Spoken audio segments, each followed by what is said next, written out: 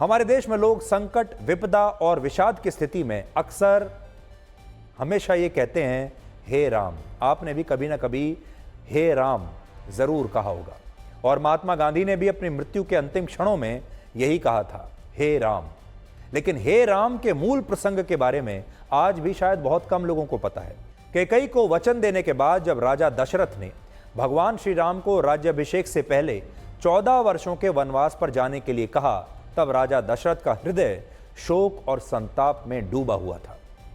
धर्म चक्र में बंधे राजा दशरथ के लिए हर क्षण उनके दुखों में वृद्धि कर रहा था, और इसी वजह से उन्होंने निश्चय किया कि उनके महामंत्री सुमंत भगवान राम, सीता और लक्ष्मण को वनवास के लिए अयोध्या नगरी की सीमा तक छोड़ने जाएंगे।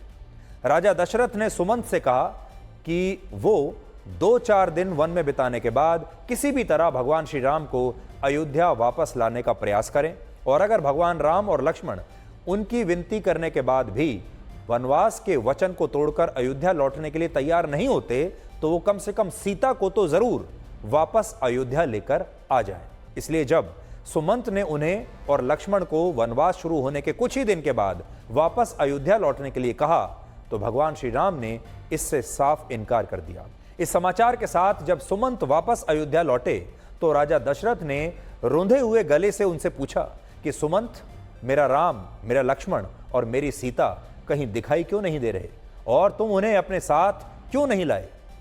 इस पर सुमंत राजा दशरथ को भगवान राम का संदेश पढ़कर सुनाते हैं और कहते हैं कि भगवान राम ने अयोध्या के सभी वासियों, मंत्रियों और राज परिवार के लोगों से निवेदन किया है कि वही लोग राम के प्रिय होंगे जो उनके पिता के जीवन को सुखी और आनंदित करने में सहायक होंगे। ये बात सुनकर राजा दशरथ को समझ में आ गया कि भगवान राम अब 14 वर्षों के वनवास के बाद ही अयोध्या लौटेंगे, और इन्हीं क्षणों में राजा दशरथ का दुख इतना ज्यादा बढ़ गया कि उन्होंने अपने प्राण त्यागने से पहले कहा, हे राम।